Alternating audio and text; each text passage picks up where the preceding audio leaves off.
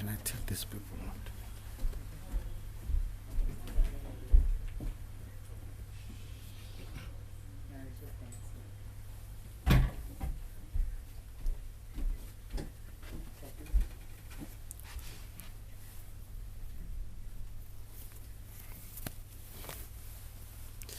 not? Good afternoon. My name is William Baloy, and welcome to this government press briefing. Our apologies that we're supposed to start at 4, but due to unforeseen circumstances, we have to start 15 minutes later. But thank you very much. There's been in the public space the whole issue of the government's response to the Marikana issues. And today, government is going to provide update on Marikana Reparations. The update is going to be given by the Solicitor General, Fhedzisani Pandelani. I think they can call you Robert.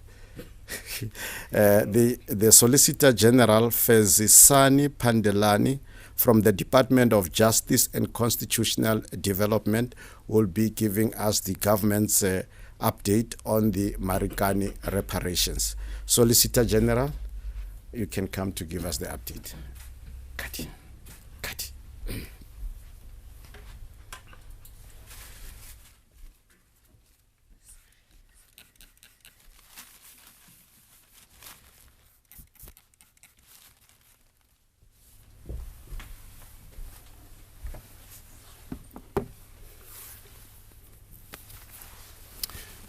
Afternoon. Thank you very much, Mr. Baloy. My name is Fhedzisani Pandelani. I'm from the Office of the Solicitor General. I'm the incumbent Solicitor General. We've been requested to, in fact, talk about the status in the coordination and management of matters relating to the Marikana litigation. Call it reparation, if you may. And we thought perhaps it is very important to give a narrative from where we stand. There have been quite a number of matters relating to the unfortunate incident that has been triggered by the Marikana violence. Immediately after the Commission of Inquiry was constituted, a number of matters were in fact preferred as claims against the state.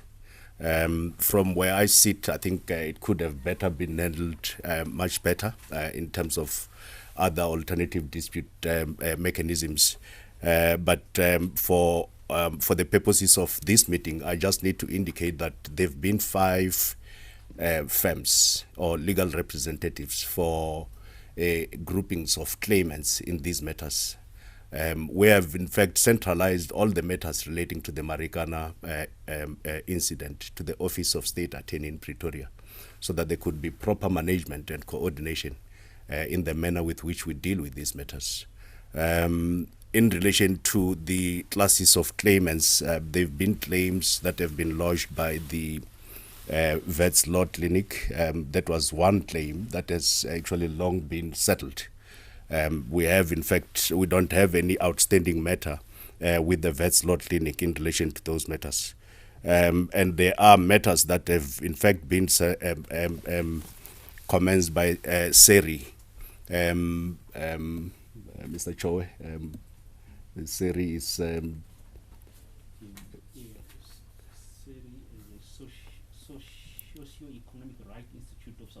Yes, the Socio-Economic Right Institute of South Africa has, in fact, preferred quite a number of dependence claims. Those would be claims for those that have, unfortunately, passed on as a result of the Marikana incident. There were about 56, if I'm not mistaken, matters that have been instituted via the SSERI. 55 of those matters have been finalized. And payment has been effected to the claimants via the Socio-Economic Rights Institute. And if you were to, in fact, look for the figures, the matter that we settled with vets to start with was 3,995,121. And as I've already indicated, we don't have any outstanding matters that are being handled by the Vets Law Clinic. In relation to matters that Siri dealt with, Socioeconomic Rights Institute, I can report, as I've already indicated, that in fact I made a mistake. It's 36 matters that were in fact preferred against the state, 35 of which have settled. And the quantum of the amount that has been paid to date is 69,083,005. So that is 69,083,000 rands. And that amount has been paid. It is confirmed as having been paid. I will come back to the claims by the Socioeconomic Rights Institute of South Africa, because there is something that in fact is another leg of what they believe should be compensated for. So if you were to invoke the once and for all rule, you would actually accept that having paid this, the just under 70 million rand on behalf of the 35 families, the matter would have been resolved. But not so, because the Socioeconomic Rights Institute came back to us and said it needed what it calls general and constitutional damages for and on behalf of all the 36 claimants. Now, general and constitutional damages is not something that is easy to quantify. It's very difficult to quantify, but we needed to be reasonable under the circumstances. And to the extent necessary, we believe that we, as the state, we needed to approach this matter with some degree of humanity. And without prejudice, we then said we are prepared as government, as the state, to pay to all the claimants that were represented by the Socioeconomic Rights Institute an additional 500,000 rand without prejudice, of course. That claim for the general and constitutional damages is still in court, but we needed to offer 500,000 rand pay family. And that offer has been rejected. I think it must be placed on record that that offer has been rejected. In fact, a counter offer was that they needed 1.5 million per each of the claimants that they were representing. And that is where the stalemate is. And also accept the fact that the offer by the state of the additional 500,000 rand comes against the backdrop that we've already paid under 70 million rand. And if you invoke the once and for all rule, you would not actually look back. But we are saying we are dealing with human beings here, and these are matters of importance. And the 500,000 rand that we are offering has been solely in the spirit of good faith to those that in fact might have lost their loved ones. That matter is not resolved, as I've already indicated. The Socioeconomic Rights Institute is sitting at 1.5 million rand pay claimant. We're sitting at 500.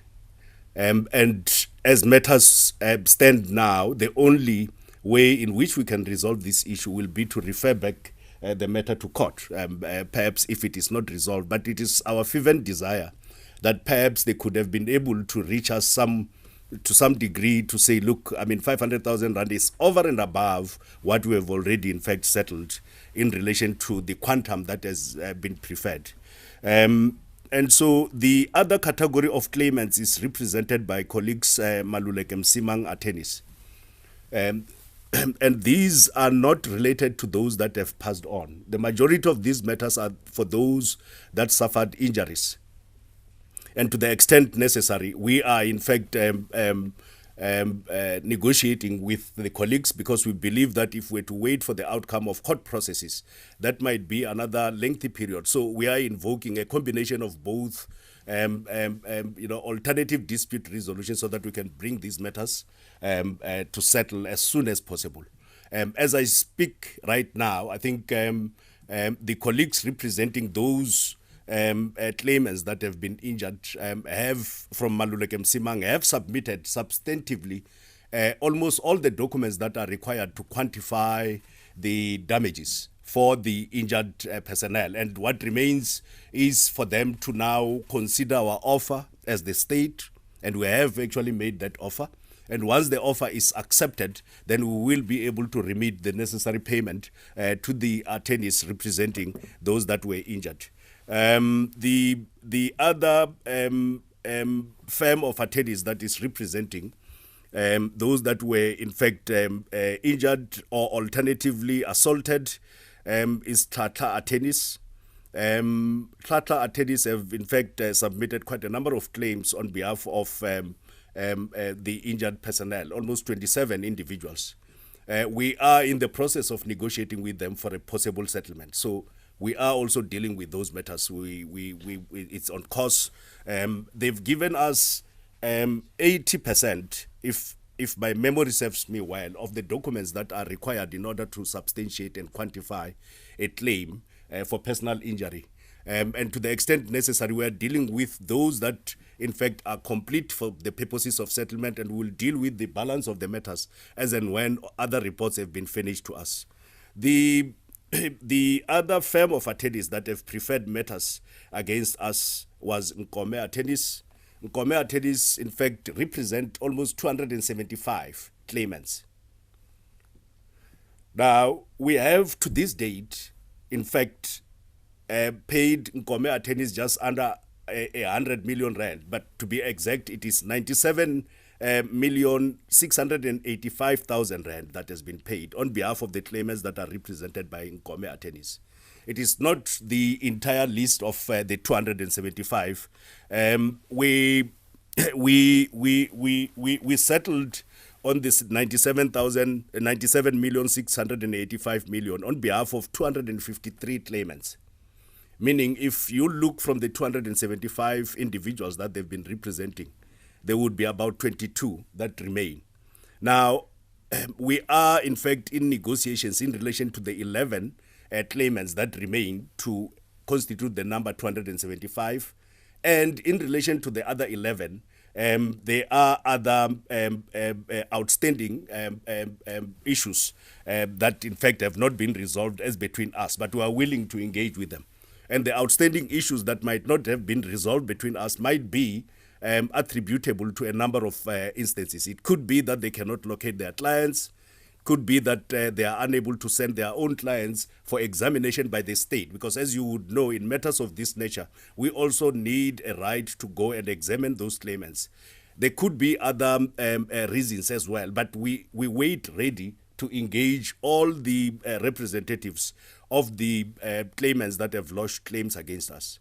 Fundamentally, those that passed away, all of them, we have in fact settled those matters.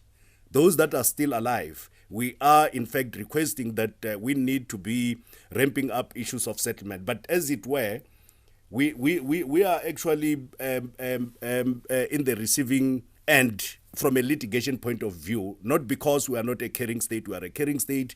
We are in fact engaging with all the attorneys that are representing the claimants in this matter, and we are desirous that these matters cannot be with us forever.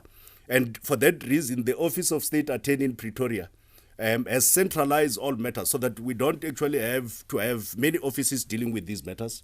All these matters are centralized in one office. A directive has been issued to the head of Office of State Attorney in Pretoria to make sure that these matters are finalized as soon as possible. The gentleman that is sitting next to me, Mr. Chowe, has been in fact assigned to be the person that coordinates with all the legal representatives of all those claimants whose matters are still remaining. Now, there could be other attributes that could be there that we might need to talk to. We don't have a direct relationship with the claimants. I've been talking about a category of legal representatives for and on behalf of those claimants. And to the extent necessary, if any claimant that has lodged a lawful claim against us arising from this incident wishes to verify the facts, they are free to we are government. We cannot actually operate strictly on a client attorney confidentiality, because records that are available with government should be shared with those that have got a vested interest in those matters.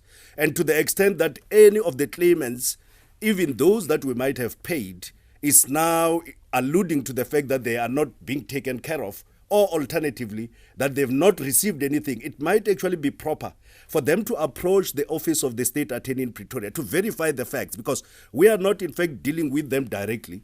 We are dealing with them on the basis that they are principals and they've appointed attorneys, and we do not want to be involved in the relationship between attorney and client to the extent where perhaps we could ask, has this particular client been paid or not? But if it is that any of the people that in fact mandated any of the legal representatives to deal with these matters still feels aggrieved and doesn't have direct answers by those that in fact were representing them, and that is not to detract anything from the professionalism of the attorneys that are dealing with these matters, they are free to approach the office of state attorney to make a determination of the status of any of those matters. We are willing to deal and finalize these matters. Unfortunately, once you choose to be legally represented, we are precluded from actually approaching that particular client to say, can we sit down to settle this matter? We need to go via the acceptable prescripts and speak to the attorneys. Even though you could be my neighbor, and you have lodged a claim arising from the Marikana incident, and you have in fact preferred that claim via a lawyer somewhere else, I am, in terms of the applicable prescripts, precluded from even approaching you to ascertain whether you have been paid or not paid. It's unethical on my part to do that. But we are saying, to the extent that there is quite a number of other niggling issues relating to these matters, those that are impacted are free to approach the Office of State Attorney in Pretoria to check the records for verification, so that we can actually deal with those matters that remain unsettled. But as I've already indicated, perhaps the first thing to do will be to ascertain with those that have been representing the individuals that have lodged the various claims. From the category of matters that in fact we have been dealing with, we have had matters relating to loss of support, past hospital and medical expenses, future medical expenses and hospitalization, emotional shock and psychiatric injury, grief and emotional suffering, loss of family and or parental support, and general damages. We recognize, and those are recognizable heads of damages in terms of our common law, and we don't have a problem with those. But there is yet another category amongst the matters that we might not be settling as at the moment, of those that were injured and hospitalized.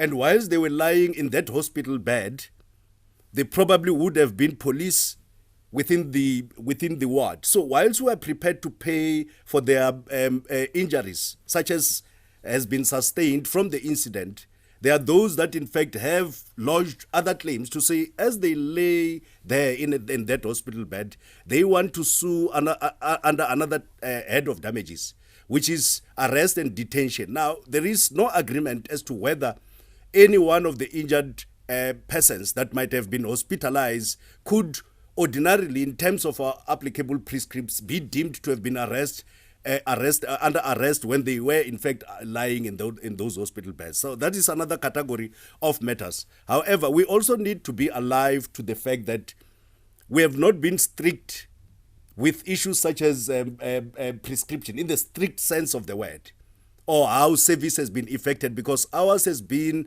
that we need to look at these matters. We are actually, as government or as the state, liable to compensate all of the claimants to the extent that those claims could be validated. Thank you very much, Mr. Pandelani.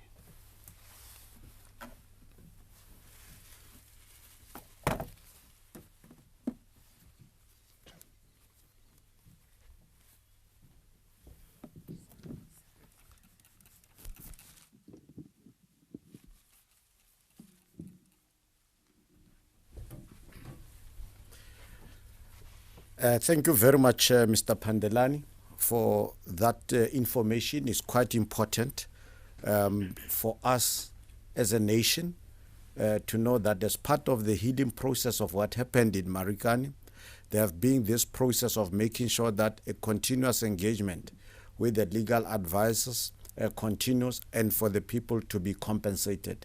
And thank you very much for also mentioning that the state has compensated, but is an ongoing process because you are busy engaging with the lawyers. On those basis, let me invite questions from our media so that you will be able to assist with some of the answers. I'm going to request Ishmael to take us through the questions. But before Ishmael can give us the online questions, let me check inside the press room if there are members of the media who want to ask questions. I'll check by a way of hands if they are here. And then if they are not yet ready with the questions, let us then take the online questions. Dr. Slemal. Thank you, Chairperson. We have 3 questions. Our first question is from Govan Whittles from ENCA. Siri has revealed that the 69 million rands paid to the families of the deceased is for loss of support from those that died. Is it correct that no compensation for damages to the families, which include hospitalization and trauma sustained post-massacre, has been paid? Is it correct that none of the mine workers who were injured and therefore unable to work have received compensation? And how much is the government offering injured mine workers in compensation? Our next question, Chair, is from Haupalelwe Palaitzile from Jacaranda FM News. The government is talking about claims to 36 families. We know that there are actually 44. What about the rest of the families? Sibanye has confirmed it will be helping the rest of these families with litigation in that regard. Our last question, Chair, is from Teto Matlakwane from Eyewitness News. How many years after the massacre did the government begin paying the concluded claims? That's all for now, Chair. Thank you. Thank you very much, Ishmael Suleiman, for the questions. I think that will be the first round of questions. And given that there are a lot of figures that are quoted, but also other legal steps and processes that have to be followed, would make sure that we get the statement and we post it, we send it to all the journalists who are in the platform so that they can further interrogate and it can guide them. Dr. Pandelani, I think we can give a try to some of the questions that have been asked. Khadi?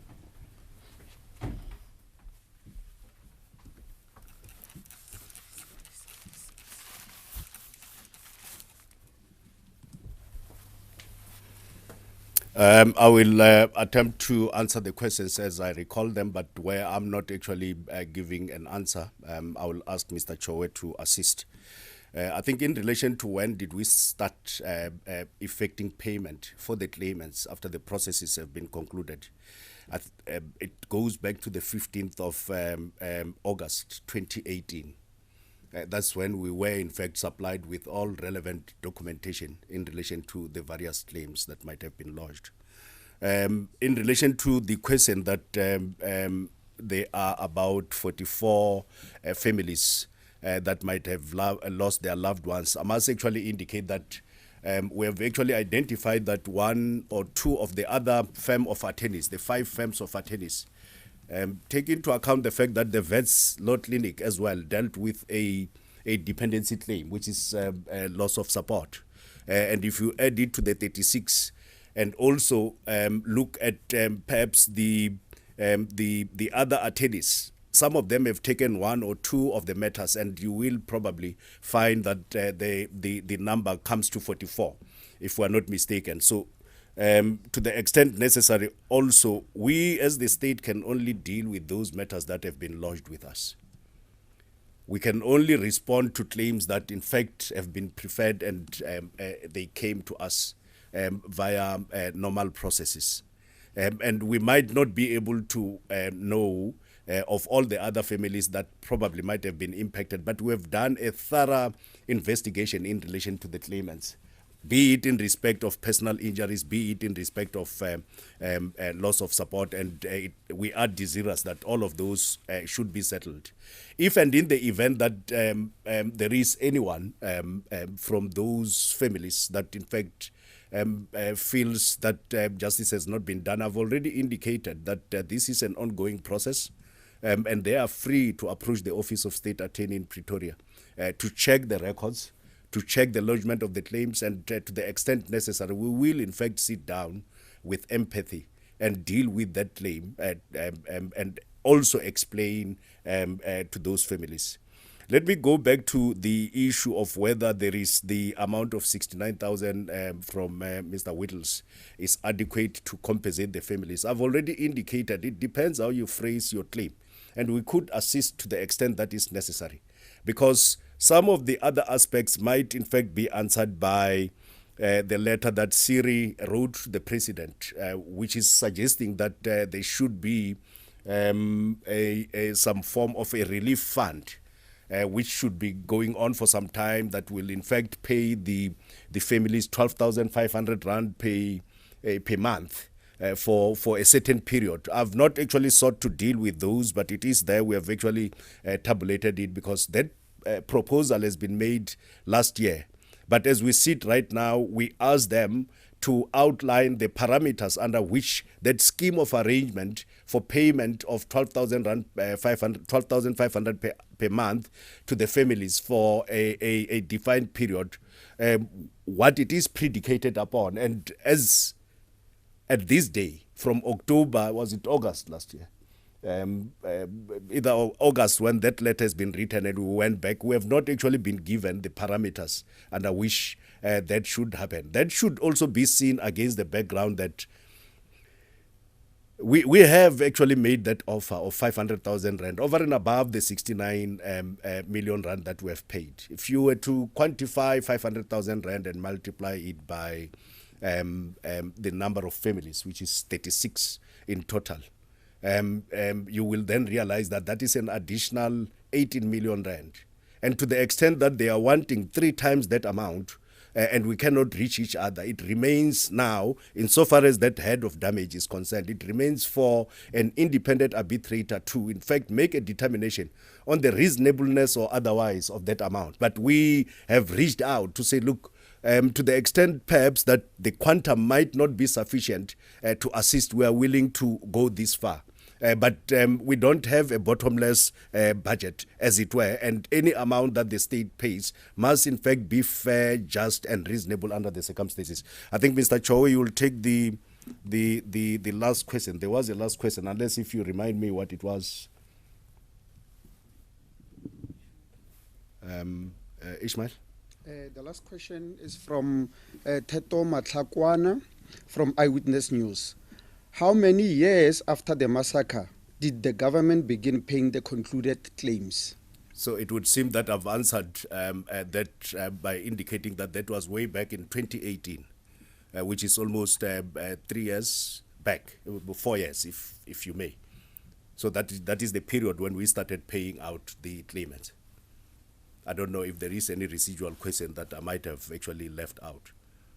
No, you covered everything. We have 2 more questions, Chair. I don't know if... Yeah. All right, I'll allow Mr. Chowe to actually deal with the other issues.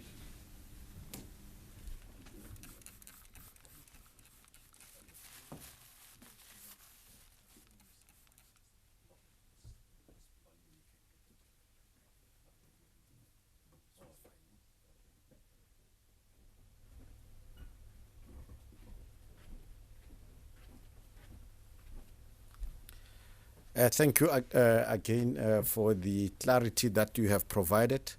I've been informed that some of the issues that you wanted the Chowe to address, you have covered them. So allow us then to invite another round of questions. This time we'll also take our online questions. Date Ishmael Suleiman. Thank you, Chair. We have 2 more questions. The first one is from Atandi Wesaba from the Mail and Guardian. When the state says they have settled with all those who passed away, and then the state says that they are still in court regarding damages, which one is it? Have claims been settled or not? And then the last question, Chair, also from Mail and Guardian by Niren Tolsi. The 69 million rands for the families was for loss of support, amongst others. The live ECD main inquiry awarded constitutional damages which the state paid. why the intransigence regarding constitutional damages regarding Marikana? Why is the government heckling over the settlement of Mr. Mpumza? He did not have children, but he supported several extended family members, as so many South Africans do. That's all for now, Chair. Thank you very much. May we take also the questions that have been asked, and from there on, I think we'll go for the very last round of questions before we release you. Thank you.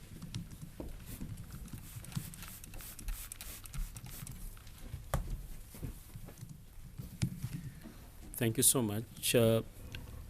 The Solicitor General, Mr. Pandelani, has actually given a proper clarification of these matters.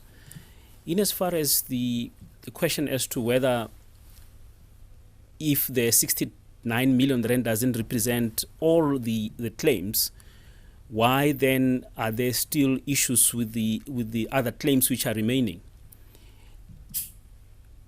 We need to be reminded that the state is approaching this matter as amicable as it can.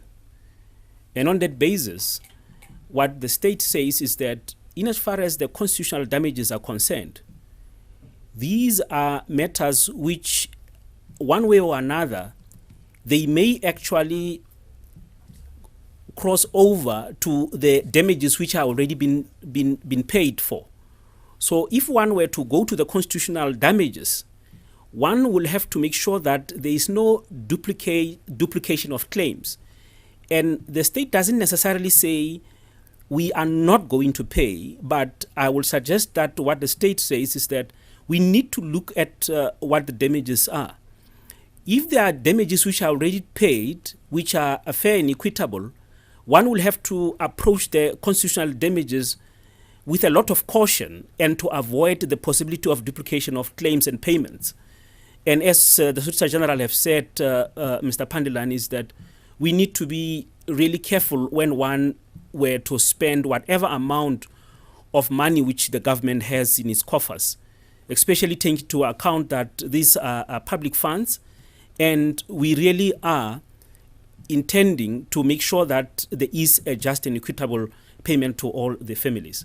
So I would suggest that, yes, I would agree that the ECD many matter, there are constitutional damages made, but one has to make sure that in this case, there are certain damages we are paid, and we need to be careful not to duplicate what has already been paid. That will be the answer which I can provide.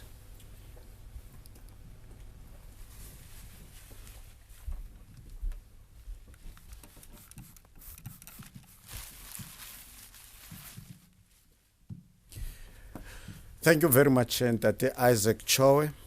I will then request you that we take the very last round of questions, and then you will be able to then round up. Tate Slemal? Thank you, Chairperson. We have two last questions. The first one is Zolo Timasango from Ikwekwezi FM, Current Affairs. Will government subject these entities to audit by the Office of the Auditor General? The last one, which also is from a Million Guardian, we understand that the claim against the President and Lon Min was tied to the claim against the government. How far is this matter? That's all, Chair. Thank you very much. And that brings us to the end of the round of questions. So we'll then ask the team to respond and then also to round up. Thank you very much.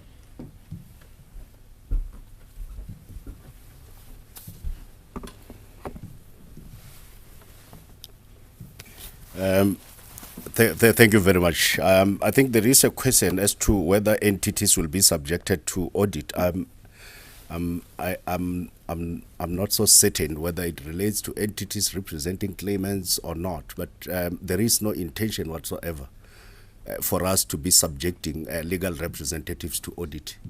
And we don't believe that, in fact, they've done anything untowards to the claimants that they're representing. I think all of them would be bound by the oath of office, which requires that they need, in fact, to act in the best interest of their claimants. So there is no way that we could, in fact, subject those that are assisting the claimants to claim from us to audit.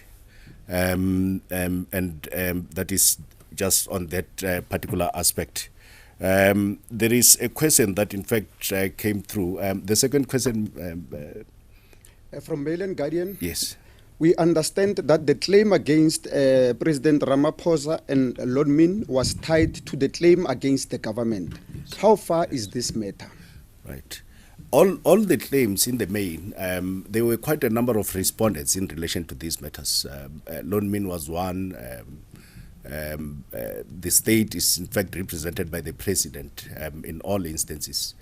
But under these circumstances, what we have seen in the citation is that the South African Police Services has been cited in some of the matters. The National Prosecuting Authority has been cited in some of these matters. And to the extent necessary, the state attorney is able to deal with those matters based on the quantum that is being claimed. Because if you are suing one arm of the state, whatever money that is paid from that arm of the state can in fact be aggregated, and we can know how much it is that one is claiming in total. So I think that answer would in fact could be gleaned from the court documents, but also the Office of the State Attorney will be able to provide answers insofar as those aspects are concerned. But generally there was another question that in fact sought to establish, that's the online question, the types of claims that have been lodged with us. In the broad category of matters, as I've already indicated, loss of support is loss of support by those that were in fact dependent on the deceased as at the time that he died. There are quite a number of other issues that are looked at, but that is one category of matters that we are dealing with. The other category of matters that we have, broad category, is the unlawful arrest and detention. That is another head of damage or claim that in fact has been preferred. There are also claims that fall under the category personal injuries. There are those that in fact had gunshot wounds, and others have in fact alleged that they've been assaulted grievously so, and therefore they needed to be compensated. Those will be the broad areas. And in relation to claimants, we have received claimants from a range of categories. We've received claims from spouses. We have received claims from parents. We have received claims from grandparents. We have received claims from siblings of the deceased. We have received claims from children and stepchildren of the deceased. We have also received claims from nephews and nieces of the deceased. We have also received claims of cousins and uncles and aunts in the whole conspectus of matters that in fact have been preferred against the state. And those are the broad claimants, category of claimants that are there. I'm not actually here to talk about the legal principles, but these are the matters that we are in fact interrogating as at the moment, if not already settled. But as I've already indicated, we are willing. In fact, Mr. Cho just spoke now, is in fact tasked with having to take this process forward and ramp up attendances relating to these issues. With your permission, Mr. Baloyi, let me take the other questions that in fact are here so that we can do justice to the questions that those that are not in the room have asked of us whilst we can. I think the first question in relation to the to the question that came from Govan Whittles, we have actually dealt with to the best of our ability in relation to the number of those that might have claimed under loss of support in relation to a family member that might have died, as to whether are they in total 44 or whether they are in total 36. I've already indicated that all the other claimants have had a claim or two in relation to loss of support. There was a question from Jacaranda FM,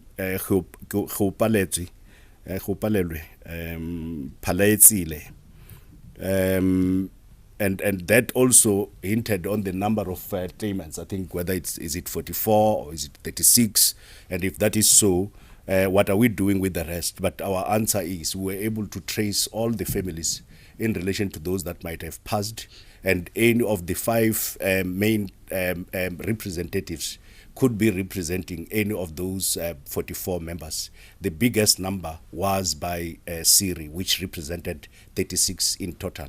Of the 36 from Siri, we have not been able to settle the one matter, and that could be attributable to quite a number of things, either inability to trace relatives or any other claimants, but those facts can always be gotten from the office.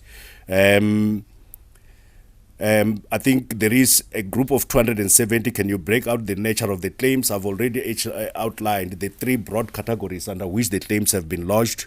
It's either on account of the death of the deceased, or alternatively personal injury to self, or loss of support to injuries that might have been sustained. There was another question from Niran Tolsi from the Mail and Guardian. I think that question actually says it goes back to the life acid-demanding issue. It requires of us to interrogate the issue of constitutional damages. And I think perhaps there could be a platform where we could deal with that, because we have not really excluded that aspect at all and said it's non-competent or incompetent. We are still looking at these matters that have not been settled.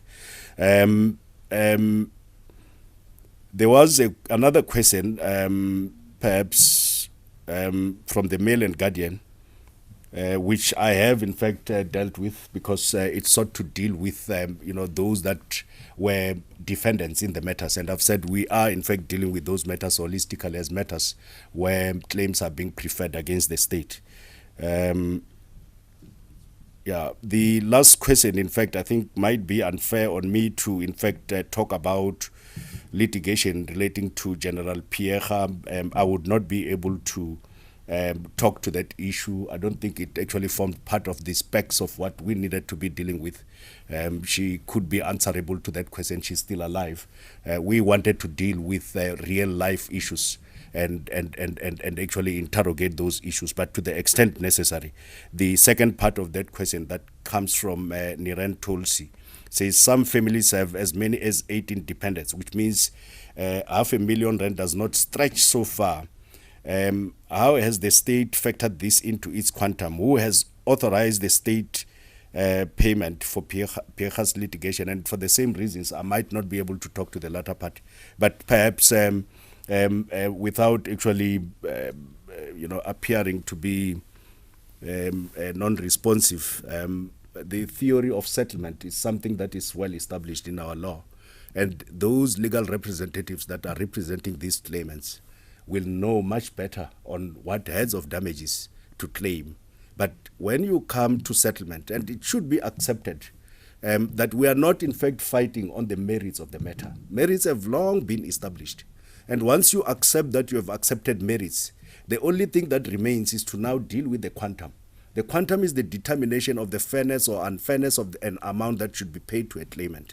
Now, it's not a thumb suck exercise that you need to go through. There are quite a number of metrics that you could invoke. Of course, you could in fact sit down and say, you know what, just for the sake of us making these matters go away, we can actually pay you so much. So it's give and take. Or you could actually do as Siri has proposed, if you may. But we cannot litigate, we cannot defend these matters and also determine the process that those that are claiming against us should follow, except where we were to go through alternative dispute resolution, which is always available, because alternative dispute resolution is available even when a matter is sitting in court. Hence, you see that the category of matters that are there, we are in fact making offers of settlement, notwithstanding the fact that there's a parallel process that is happening in court, because you cannot in fact perpetuate these matters and deal with them by way of a court process, because you don't have control over the court process. But you can sit down around a table and make a determination. And how you make that determination takes a number of factors into account. There should be quantification. There are actuarial calculations that needs to be factored in. So if perhaps you earn 20,000 rand and your neighbor earns 1,000 rand, unfortunately, the quantum that is going to be paid might not necessarily be the same. It can't be the same because dependency is based on a number of permutations that will have to be put in place. But I believe that those that are representing claimants have, in fact, under trying circumstances, done their best. There is no way that we can actually sit here, pontificate or demonize them on the way that they dealt with those matters. Equally, we are a caring state, and in terms of the provisions of the Constitution, we need to be responsive to these claims. And of course, when one stands here, you stand here and wear that gap that says we might have probably not gotten things right, but it is not for lack of trying. And we are here, in fact, to demystify the narrative that the government is not caring. We are, in fact, coming up with these figures, not so much to demonstrate that we have paid some money, but also to demonstrate that we have actually been responsive from the first time that we were seized with these matters, and we continue to be responsive to an extent where it is now us, in certain instances, that are following up with those that are claiming against us to say, how far are we? And the person that makes an offer under these circumstances still is the state. Now, if we make an offer and have to follow up with you having made that offer without there being any response, there is a problem insofar as that aspect is concerned. But we are happy that we have dealt with our counterparts with a measure of professionalism. There are, however, niggling issues relating to those claimants that cannot be traced. I think there might be 11 from the total number. Those claimants that might have died and perhaps from injuries, where we need to be notified that the claim now is no longer for personal injuries, but is for the death of that person. But that death ought to be connected. There needs to be a connection between the death and the injuries that have been sustained. But of course, if we are approached as a caring government, we can look at the circumstances and see whether within permissible limits we are able to deal with all those matters. Thank you very much.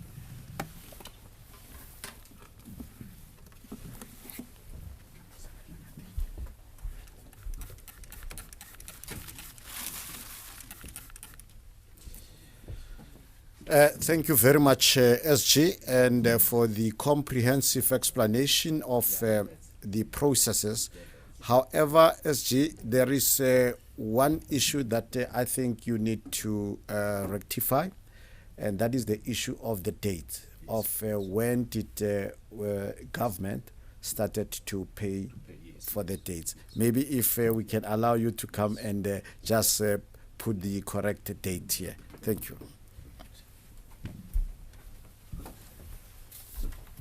Thank you very much, Mr. Baloy. I think there are quite a number of facts. We're dealing with quite a number of information and data.